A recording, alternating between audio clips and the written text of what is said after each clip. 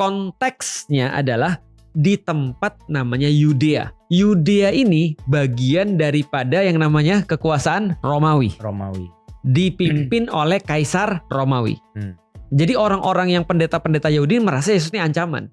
Maka mereka sangat tidak populer karena Yahudi tahu sendiri kan ya, suka bunuhin nabi-nabi mereka sendiri. Nah, Yesus adalah salah satu yang mereka anggap mereka bunuh. Itu yang pertama. Yang kedua, di kalangan orang-orang Romawi mereka pemberontak. Paham sampai di sini kenapa 12 ini banyak yang meninggal nih? Karena mereka mendakwahkan agama yang benar. Ya gampangannya kalau mereka berhasil membunuh Yesus, menyalib Yesus, mereka juga harus membunuh 12 murid langsungnya yang ini adalah satu-satunya cara untuk menghilangkan ajarannya Yesus. Betul. Tapi jangan lupa, 12 orang ini adalah orang yang benar di zaman itu.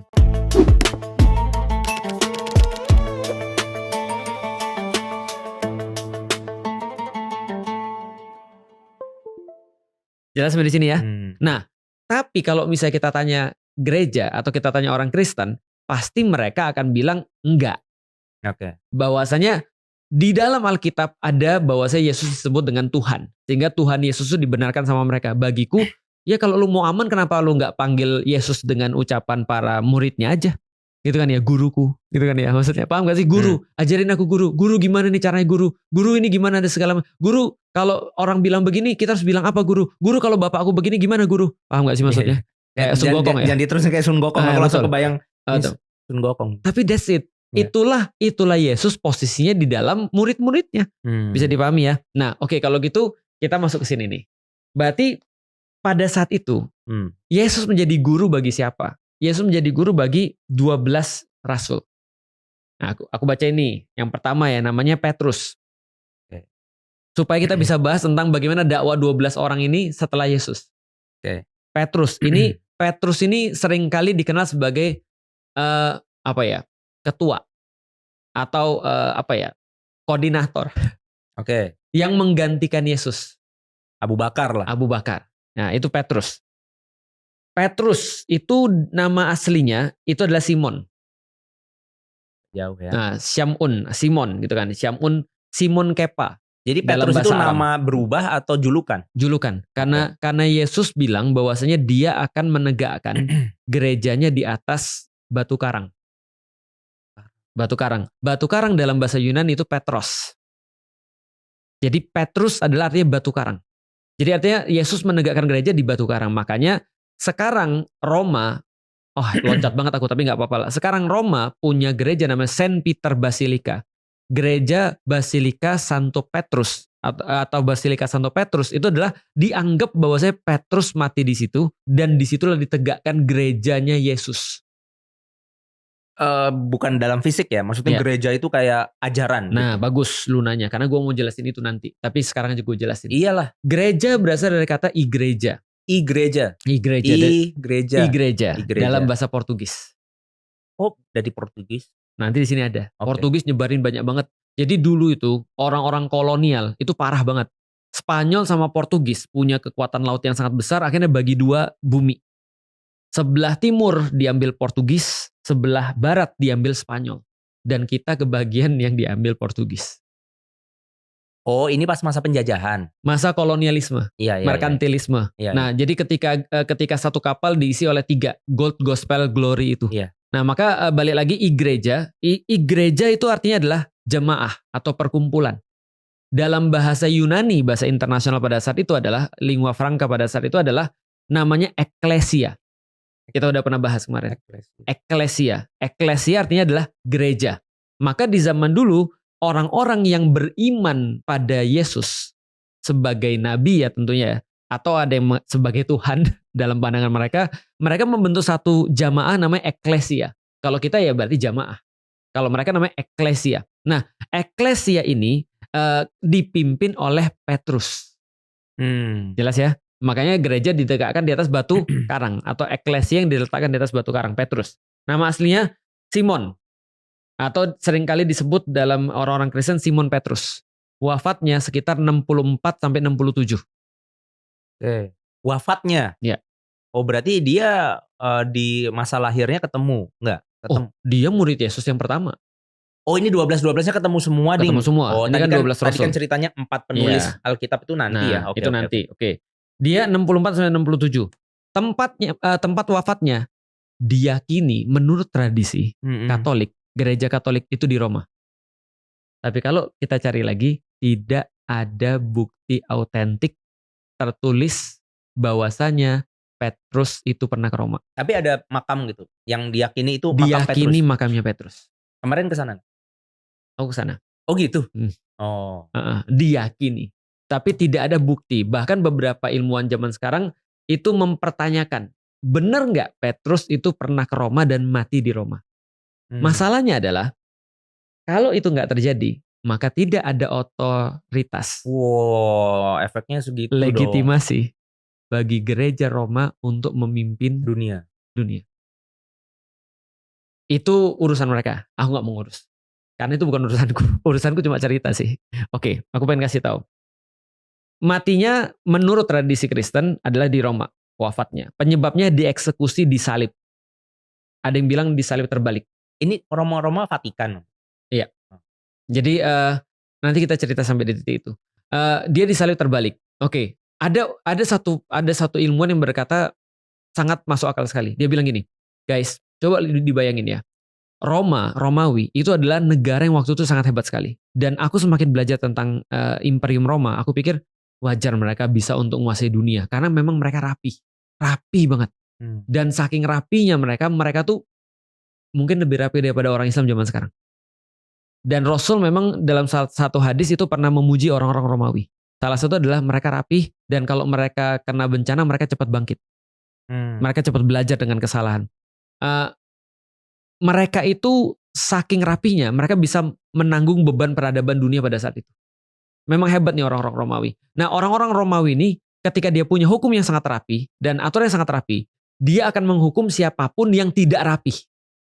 Oke. Termasuk orang-orang Yahudi yang mereka anggap pemberontak. Rapi ini kok cakupannya apa? Banyak, semua hal. Termasuk rapi dalam administratif. Ketika dia menguasai daerah Yerusalem, di situ banyak orang-orang Yahudi, dia memerintah orang-orang Yahudi dong. Tapi orang Yahudi, bukan orang Yahudi namanya. Kalau enggak bikin masalah kan gitu. Mereka bikin pemberontakan banyak. Maka orang-orang Romawi ngeliat ini red flag nih orang-orang Yahudi nih. Paham gak sih maksudnya? Termasuk rapi dalam konteks pemikiran, keyakinan. Betul. Maka setiap ada keyakinan-keyakinan yang problematis menurut mereka akan mengganggu stabilitas negara, mereka hukum. Termasuk orang-orang Kristen di awal yang mereka lihat pada saat itu no others than Jews. Paham gak maksudnya? Jadi mereka belum kelihatan Katolik, Kristen tuh nggak ada waktu itu. Jadi Yahudi ya, oh ini bahaya nih, red flag nih. Dakwah sini. Kira-kira gitu.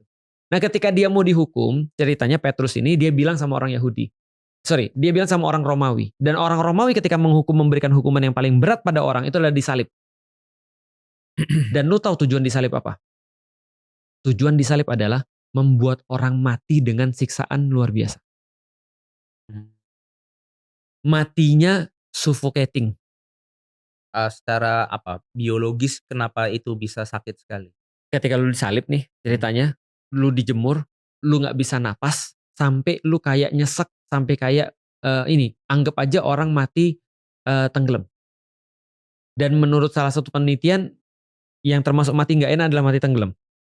Yang termasuk mati paling menyakitkan. Sampai disebut syahid ya. Ya, makanya suffocating kan. Suffocating itu kehilangan udara. Lu pernah lihat orang-orang. Nah, tapi dia mati karena diapain? Disalib. Iya disalib itu dipaku. Nggak dipaku. Cuma digantung aja sampai lu nggak bisa bernapas. Mati. Oh itu kalau kayak gitu lama-lama nggak bisa napas ya? Iya. Oh. Nah itu kejadian tuh. Makanya di salah satu siksaan CIA yang paling ngeri itu. Siksaan Amerika paling ngeri itu ya, tau gak, yang siksaan kain basah itu.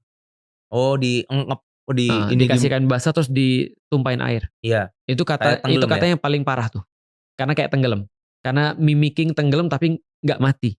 Bisa dilanjutin ketika dia udah sadar dilanjutin lagi. Tapi itu mental banget. Nah, nyalip orang itu sama seperti itu. Bukan nyalip motor ya, nyalip orang. Kalau nyalip motor nggak udah mau bercanda, aku tahan-tahan. Nah, ini boleh nih bercanda nih. Oke. Ya, jadi mensalib orang ini itu tujuannya adalah untuk tadi menghinakan dan menyiksa. Sekarang aku mau nanya nih, kalau lu orang Romawi, aku orang Romawi, dan gua Petrusnya, ya, gua bilang gini, lu mau nyalip gua terima, it's okay. Tapi tolong salib gua dengan cara terbalik. Nah, konteksnya terbalik itu kepalanya di bawah. Iya. Karena gue nggak mau seperti Yesus, karena gue tidak sehebat Yesus, gue tidak semulia Yesus. Maka salib aku dengan cara terbalik, supaya aku berbeda dengan Yesus yang aku yakini sebagai juru selamatku misalnya. Lu mau nggak untuk memenuhi permintaan gue? Mungkin mau. Kenapa mau? Seru aja, pengen bagus nih ada yang. Ingat nggak yang gue ceritain tadi salib untuk apa? Sesak napas tadi. Nyiksa orang dan menghinakan orang. Nah kalau lu misalnya ngebalikin gue langsung mati lah. Apa tujuan gue nyalip lu?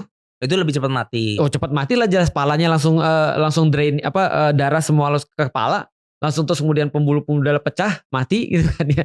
Lah kalau misalnya disalib itu tujuan memang untuk nyiksa dan ngasih tau orang nih, kalau kalian berbuat sesuatu yang parah nih ya, membunuh orang, zina dan segala, lu bakal disalib nih. Lah pertanyaannya kata ilmuwan ini, ngapain orang-orang Romawi mau memenuhi permintaannya Petrus? Padahal dia adalah tahanan, dia adalah orang yang harus dihinakan dalam tanda kutip. Maka mereka berkesimpulan lah bahwasanya kalaupun dia mati di Roma, dia tidak mati di salib terbalik. Seperti keyakinan orang-orang gereja. Dan balik lagi, catatan tentang itu nggak ada di awal-awal dan tidak ada dari sumber yang otoritatif. Yang ada cuma cerita-cerita orang. Bahwasanya, Petrus pergi ke Roma. Jangan sampai di sini ya. Yeah. Jangan tanya aku karena aku juga nggak tahu. Itu baru yang pertama. Oke. Murid pertama, Petrus. Yang kedua, Simon Petrus. Andreas. Nama asli nih. Shevchenko nggak dong? Itu Andri. Oh itu Andri. Bukan Andreas. Andreas itu nama aslinya ya. Nggak ada julukan nih. Nggak ada. Dia wafatnya 60-70. Mirip sama Petrus. Oke. Sama, syahid juga dia. Martir, syahid juga. Disalib berbentuk X. Di Patra, di Petra kali ya. Yunani. Yang ketiga, Yakobus putra Zebedeus. Yang tadi bukan? Bukan. Ini makanya dibedain, ini Yakobus putra Zebedeus, berarti bapaknya kita tahu. Oh. Karena yang tadi bapaknya kita nggak tahu. Bukan kita nggak tahu, mereka nggak tahu. Yang lebih jelas saja adalah mereka, kalau menurut tradisi yang mereka yakini, berarti bapaknya Yusuf. Oke. Tapi kita nggak tahu, karena mereka juga nggak ngasih tahu yang sebenarnya seperti apa. Nah ini Yakobus putra Zebedeus. Nama asli Yakov, ya pas ya, kan Jacob. Ya, Jacob Yakub, Ben Zafdai atau Zebedeus. Wafat 44, tempat Yerusalem. Kenapa? Dipenggal oleh Herodes Agripa. Nah ini satu-satunya dicatat resmi dalam kisah para rasul, yaitu adalah di dalam salah satu Injil ya. Herodes masih raja di masa Nabi Isa kan? Masih. Iya. Herodes 44 ya. Tapi Herodes ini banyak. Karena nanti Herodes punya anak namanya Herodes juga. Alah. Nah kemungkinan ini berarti bukan Herodes yang di zaman Yesus, tapi Herodes yang setelahnya. Oh. Kemungkinan karena 44 kan, karena Herodes sudah mati kan. Gitu ceritanya. Nah, 4. Yohanes. Nah, ini termasuk tadi Matius, Markus, Lukas, Yohanes. Nama asli siapa? Yohanes. Kan nggak mungkin Yohanes. Dalam bahasa Inggris John. Yohanes. Tadi aja Petrus nama aslinya Simon. Kalau Yohanes ini bisa apapun ini. Yohanes. Nama Inggrisnya John. Iya. Karena dalam bahasa Yunani John. Bahasa aslinya Yuhanan. Lebih mirip bahasa Arab ya. Iya. Dan bahasa. Tapi itu nama aslinya. Nama asli Yuhanan, Ibrani. Yohanes. Wafat 95 sampai 100. Nah, ini satu-satunya yang tidak menurut tradisi mereka. Satu-satunya tidak wafat syahid. Wafat karena natural cause. Itu kan ya. Ini penulis Injil menurut tradisi mereka. Sekali lagi, walaupun tidak bisa diverifikasi, dia nulis beneran atau orang mengatasnamakan nama dia. Iya. Paham ya maksudnya? Oke ya, jelas ya. Mulai bingung nggak lu? Lumayan. Nomor 4, Yohanes. Nomor 5, Filipus. Ini Philip. Oh, Philip. Ya, Filipos, bahasa Yunani. Iya. Gitu ya. Wafatnya 80 di Hierapolis, Turki. Oke. Nanti orang-orang pasti bingung nih, kenapa banyak matinya di Turki nih? Hierapolis. Pernah Hierapolis, belum. Disalib atau digantung dengan tradisi yang berbeda tentu saja. Oke, nomor 6 di antara 12, Bartolomeus. Bart. Simpson. Oh, itu Bart Simpson tuh Bartnya Bartolomeo. Oh, gitu. Bartolomeus. Nama aslinya Nathanael. Jauh ya. Wafat sekitar 68 atau 70. Tempat Armenia atau India. Waduh, jauhnya. Jauh amat ya. Armenia itu di dekat di Balkan. Iya. India di India. itu di India. Di Perindapan. Nah, itu yang maksudku tuh. Tergantung tradisi mana yang lu mau ambil. Oh. Ya, jelas ya. Oke, itu tradisi. Decide hidup-hidup lalu dipenggal dalam tradisi Armenia. Kalau dalam tradisi India, mungkin mendengar sound horeg. Mungkin ya, nggak tahu. Sekali lagi, karena nggak ditulis. Nggak, itu contoh. Maksudnya tradisi yang berbeda. Thomas, nama asli. Tom. Iya, Thomas itu ya Tom. Oke. Nah, nama asli. Tommy. Tommy itu ya bahasa sono. Toma. Iya, Toma. Kayak aku manggil mertuaku. Iya, atau Didimus. Iya, bahasa Yunani. Toma bahasa Aram, Didimus bahasa Yunani. Jadi Didimus. Artinya kembar. Wafat 72. Itu anak kembar. Iya, enggak, dia punya kembaran mungkin. Oh. Nah, wafat 72. Berarti ini yang 60, 70 wafatnya gitu ya. Tempat Milapor, India. Deket tuh dari sama. Penyebab ditusuk tombak. Itu adalah syahid berarti. Ini semua syahid kecuali tadi Yohanan atau Yohanes. Matius. Nama asli Matiyahu. Ini yang nulis. Yang nulis. Kan Matius sama Yohanes. Betul. Nah, ini Matius. Disebut juga Lewi.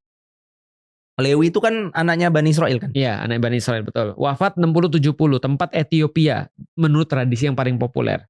Dibunuh, berbeda tradisi, ada yang ditombak, ada yang dibakar. Jangan-jangan itu pendahulu-pendahulunya Raja Habasyah itu, ya. Ethiopia. Aksum nanti masuk ke dalam wilayah kekuasaan Katolik, Kristen itu sekitar tahun kalau nggak salah 200 atau 300. Itu Aksum. Kingdom of Aksum itu ya Ethiopia itu. Gitu ya. 9. Yakobus. Tadi ingat masih ada Yakobus? Ada tadi. Nah, ini anaknya yang lain. Anak Alpheus. Oh, bapaknya beda, orangnya beda nih. Nama asli siapa? Yakobus. Ya. Jacob bin Halfai. Hah? Nah, kan tadi bapaknya kan Alpheus. Halfai. Alpheus sama Halfai itu orang yang sama kan? Ini Yakub bin Halfai. Wafat 62, tempat Yerusalem, penyebab dirajam sampai mati. Aduh. Oke. Yang 10, Simon, berarti sama kayak Simon tadi. Iya. Ada Simon Petrus, ini Simon Zelot. Nama asli Syamun Hakonaim. Wafat. Nama Arab ya? Iya, Aram sama Arab kan sama. Aram, Arab, Ibrani kan sama.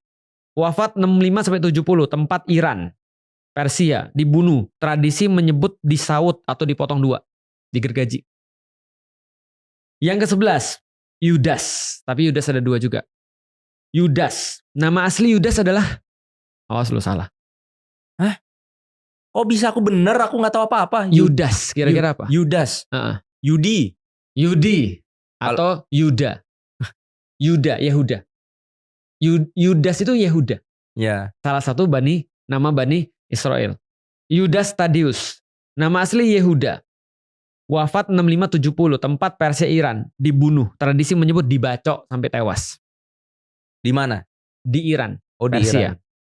12, Yudas Iskariot. Nah, ini nih yang sering denger nih. Sekitar 30-33. Tradisi ada dua. Menurut Injil Matius, bunuh diri. Menurut Kisah Para Rasul, jatuh dan terbelah. Ada yang bilang gantung, ada yang bilang jatuh dan terbelah. Sebenarnya bedanya Injil sama Kisah Para Rasul itu apa? Kisah Para Rasul termasuk bagian daripada Injil. Oh. Nah, jadi beda-beda. Ada Injil Matius, ada Injil Kisah Para Rasul namanya. Nah, jadi ini bisa disamain. Mungkin dia gantung diri terus kemudian jatuh terus terbelah. Kan bisa kan? Iya, mengambil kan kompromi. Kita nggak tahu. Gitu. Nah, ada pengganti Yudas Iskariot. Namanya Matias. Kalau tadi Matius, ini Matias. Nama asli Matiyah. Wafat 80-90, tempat Yerusalem atau Ethiopia, beragam versi. Penyebab martir dalam tradisi yang berbeda-beda. Martir itu syahid. Oh, tapi kan ininya posnya nggak dikasih tahu. Nggak dikasih tahu. Jelas ya. Berarti ada 12, tadi hilang 1 diganti dengan 1. Itu adalah namanya murid-murid Yesus. Murid-murid Yesus ini berdakwah setelah Yesus wafat. Konteksnya adalah di tempat namanya Yudea. Yudea ini bagian daripada yang namanya kekuasaan Romawi. Dipimpin oleh Kaisar Romawi. Dan ketika mereka berdakwah, ada dua kelompok yang gak suka. Satu, kelompok Yahudi yang merasa bahwa mereka adalah orang yang bid'ah. Oke. Karena ingat, Yesus kenapa bisa disalib?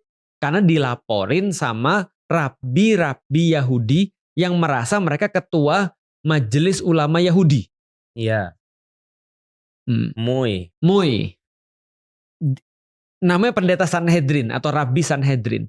Mereka melaporkan Yesus atas tuduhan bid'ah dan mengganggu ketertiban dan menyebabkan ketegangan di antara penduduk Yudea dan makar terhadap Romawi karena menyebut dirinya adalah raja orang Yahudi. Makanya ketika dia disalib, di atasnya tuh sama orang Yahudi ditulisin, inilah raja orang Yahudi. Dalam bahasa Latin INRI. Gitu kan ya. Nah itu makanya ada tulisan kalau ada Yesus tuh di salib orang Kristen Katolik, ada Yesusnya terus di atasnya ada INRI. Dalam bahasa Latin. R-nya tuh Rex. I-nya itu Yahudi. Oh ini singkatan. Iya, jadi inilah Yesus Raja Yahudi. Oh, Yesus Nazaret Rex Yahudi kalau nggak salah ya. Tapi nanti coba dicek. INRI artinya inilah Yesus Raja Yahudi. Inilah orang Nazaret Raja Yahudi. Nah kalau gitu kita jadi tahu bahwasanya ketika Yesus itu terus kemudian. Tapi sorry, itu konteksnya mereka nulis INRI itu berarti kayak mocking. Iya. Ini nih lihat raja kalian. Oh ini raja kok begini gitu kan? Betul banget. Nah artinya yang ngelaporin tadi adalah orang Yahudi sendiri.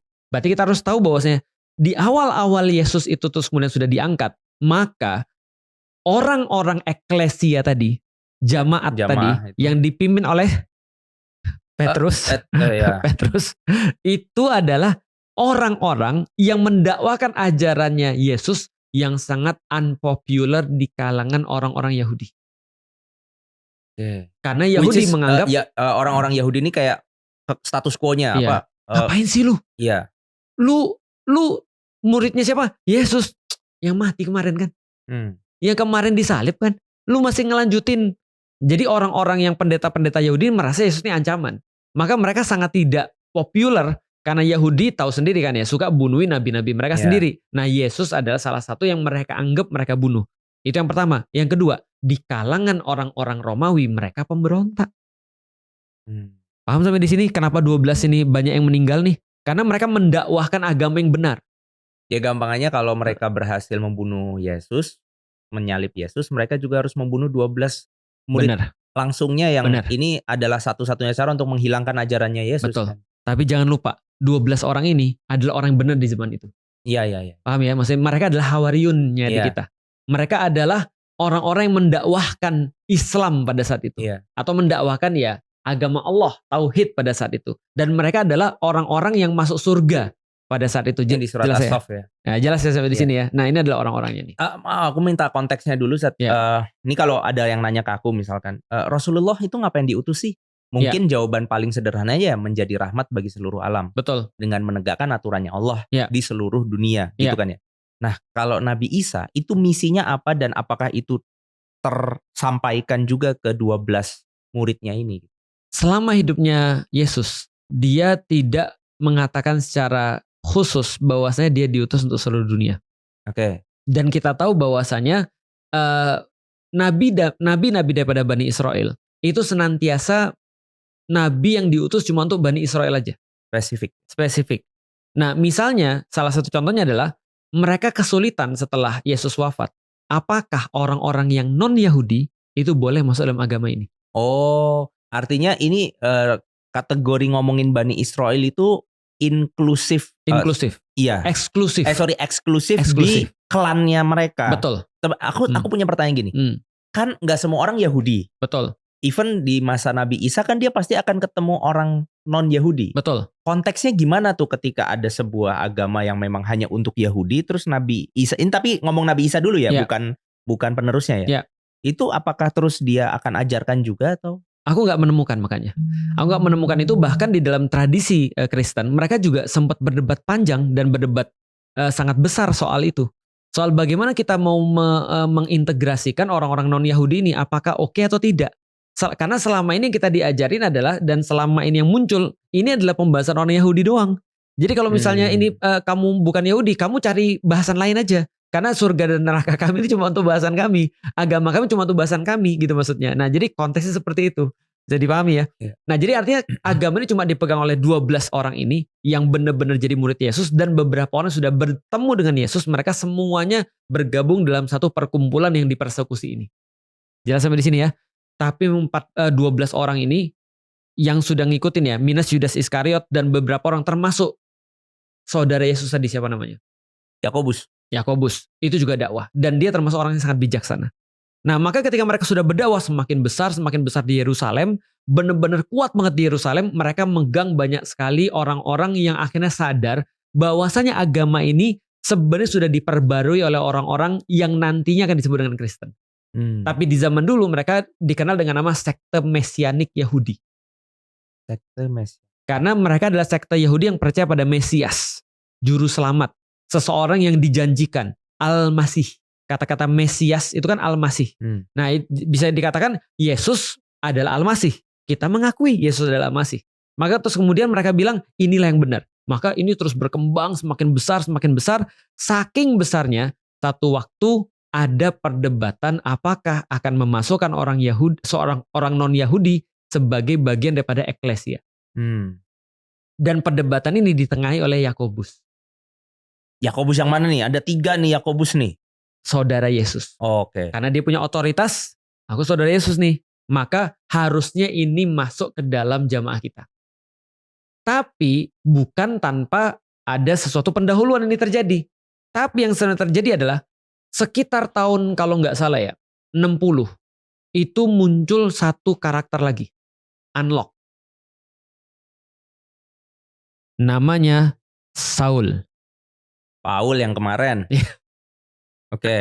Kalau kalian bingung yang kemarin, ini ada video berjenjang ya, kalian cari aja yang kami berdua ngobrolin ini udah episode ke-7 kalau nggak salah. Iya. Saul ini dia berdakwah. Saul ini awalnya bukan siapa-siapa. Dia persekutor orang-orang Kristen. Persekutor. Secara profil kayak apa sih orangnya? Orangnya nggak, soalnya di kepalaku sama apa ya, kalau Paul yang di kepala cuma ada Tekken doang. Oke. Biar bisa kebayang gitu. Dia orang Adana. Turki. Orang Tarsus, sekarang di Tarsus, Adana sekarang di Turki. Oke. Berarti sebenarnya kemungkinan ya dia orang-orang ya Asia Kecil. Orang Romawi. Atau orang Yunani mungkin. Nanti kita coba lihat ya. Oke. Aku cari sekarang aja lah, daripada salah nanti diprotes sama orang. Nah, jadi ada satu orang namanya Saul.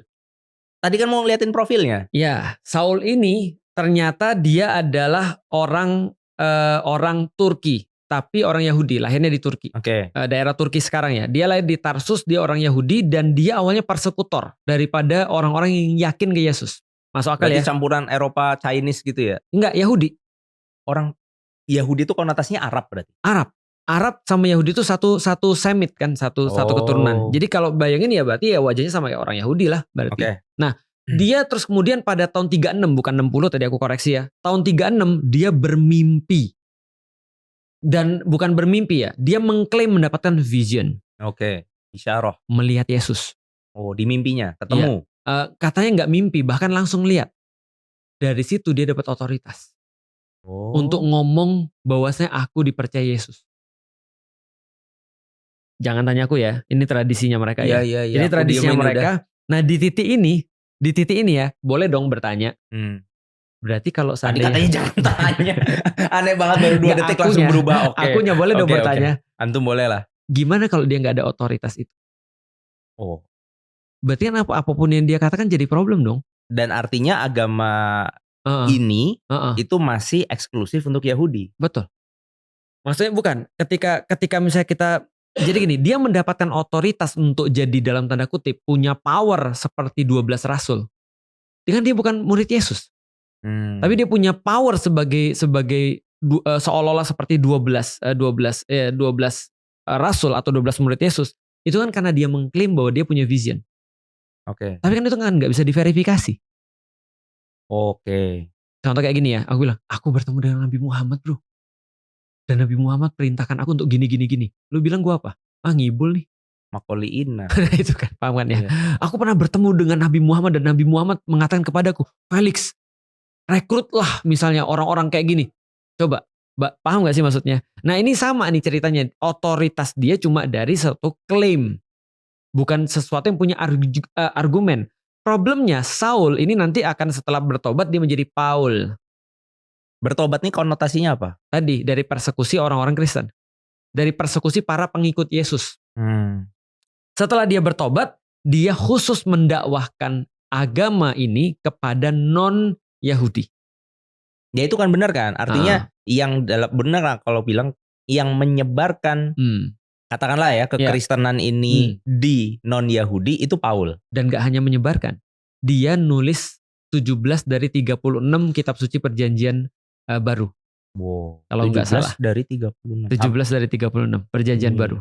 Nanti coba dicek ya berapanya ya. Tapi kalau nggak salah 17 dari 36. Hampir separuh daripada kitab suci perjanjian baru. What if, Stat? What if kalau Saul atau Paul ini nggak ada di dunia ini? Berarti, apa yang terjadi? Berarti Petrus yang menentukan agama Kristen kayak apa. Paham ya? Dan salah satu perdebatan Petrus dengan Paulus adalah bagaimana memandang jamaah non-Yahudi. Dan salah satu perdebatannya adalah menurut Paulus boleh masuk ke dalam agama ini, jamaah ini, dan tidak perlu menjadi Yahudi. Bahkan tidak perlu mengikuti tradisi Yahudi seperti disunat. Oke, kalau Paulus tidak perlu disunat karena dia kan dakwah pada orang non-Yahudi. Jadi kamu boleh kok ikut kami. Sorry, kalau Petrus harus disunat. Kalau non-Yahudi? Iya. Kan tetap aja kalau lu mau convert lu sunat dong, ikut kita. Ini tradisi kita dan agama kita agama Yahudi nih. Kan belum ada eklesianya, kan belum jadi Kristen. Nah, setelah mereka terus kemudian punya perbedaan pandangan, khususnya ketika di kota Antioquia, sekarang jadi kota Antakya di Turki. Petrus ini lagi ngajak makan orang-orang non-Yahudi yang baru convert ini, para mualaf newbie ini. Nah, setelah terus kemudian ngajak makan, di tengah-tengah ada orang-orang pada datang. Petrus mundur ceritanya. Karena kayak nggak mau dilihat bahwasanya dia sama dengan orang-orang non-Yahudi gitu maksudnya. Nah, ini mendapatkan semacam kayak apa ya? Problem dari Paulus. Kok kamu pergi, kamu kayak berkhianat gitu dan segala macam. Nah, akhirnya setelah itu Paulus pergi ke daerah Izmir untuk berdakwah kepada orang-orang lebih luas. Izmir sekarang di Turki. Untuk berdakwah pada orang-orang di daerah Italia, Roma dan pusatnya waktu itu Romawi dan pusatnya itu adalah di kota Roma. Berdakwah ke Yunani dan segala macam. Nah, itu berdakwah overseas, sedangkan Antioquia atau Antiok yang megang Petrus. Oke. Sampai sini paham ya? Berarti ini posisinya Paulus sama Petrus selevel nih. Selevel, tapi Paulus jadi lebih besar sekali. Pertama karena memang dia mungkin lebih toleran lebih toleran, lebih internasional, lebih keluar, lebih ekspansif, lebih modern, dan dia yang menentukan banyak sekali prinsip-prinsip ajaran Kristen. Salah satunya adalah dosa waris. Apa menurut dia? Ada dosa waris. Oh, ada. Dan hanya bisa ditebus dengan Yesus mati di kayu salib. Itu dia yang menegaskan bahwasanya kalau nggak beriman pada Yesus tidak mungkin masuk. Petrus nggak gitu.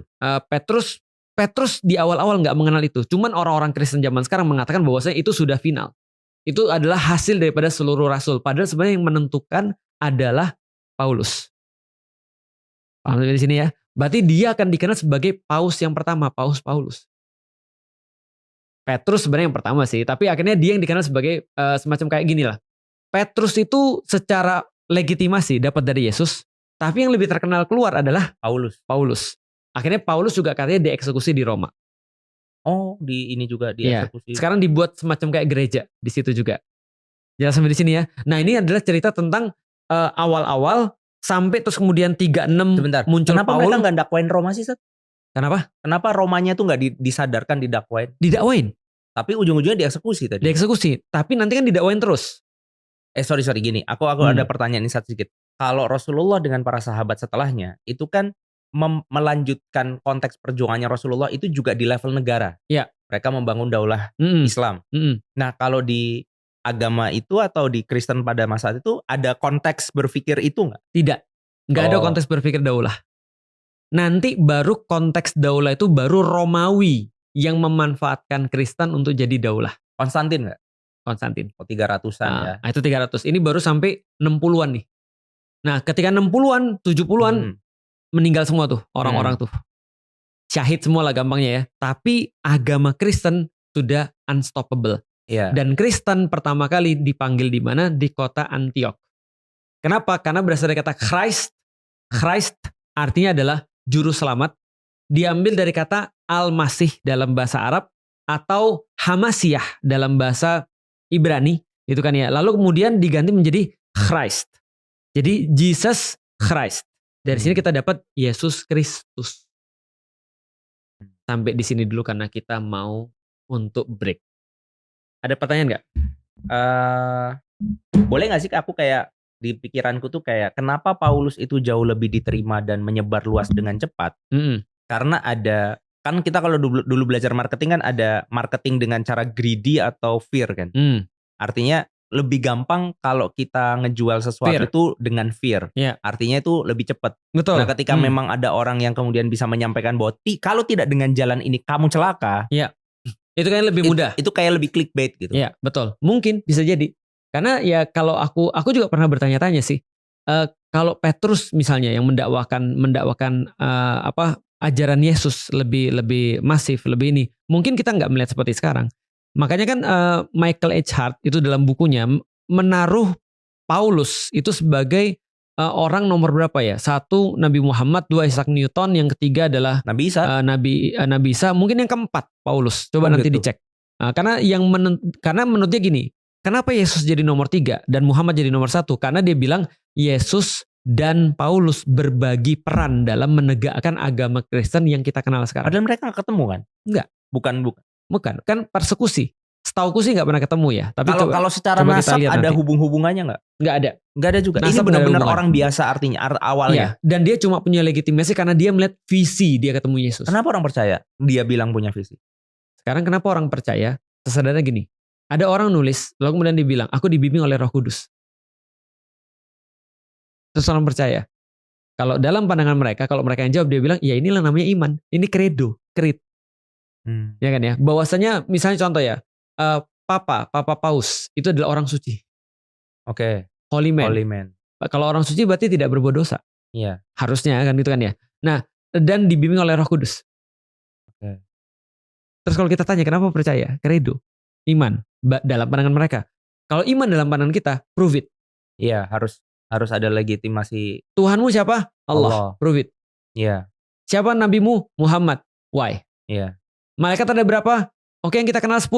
Sebutin. Why? Referensinya mana? Di kita kan begitu kan ya? Bukti Al-Quran itu benar firman Allah. Ada. Why? Buktiin. Kalau mereka just believe. Karena itu adalah iman. Nggak ada logika. Nggak ada logika. Kalau kamu pakai logika berarti jangan bicara iman. Karena kalau kamu bicara iman masih pakai logika, berarti kamu belum beriman sepenuhnya. Itu dalam pandangan mereka.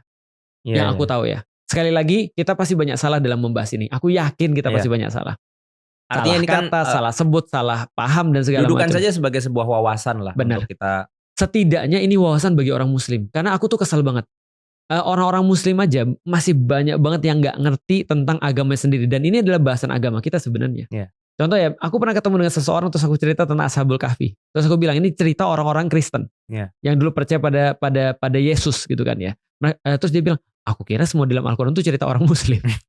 Fir'aun gimana? Nah, makanya paham gak sih maksudnya? Jadi dia pikir ini cerita orang Muslim semua atau enggak? Itu bukan cerita orang Muslim, itu cerita orang sebelum kita.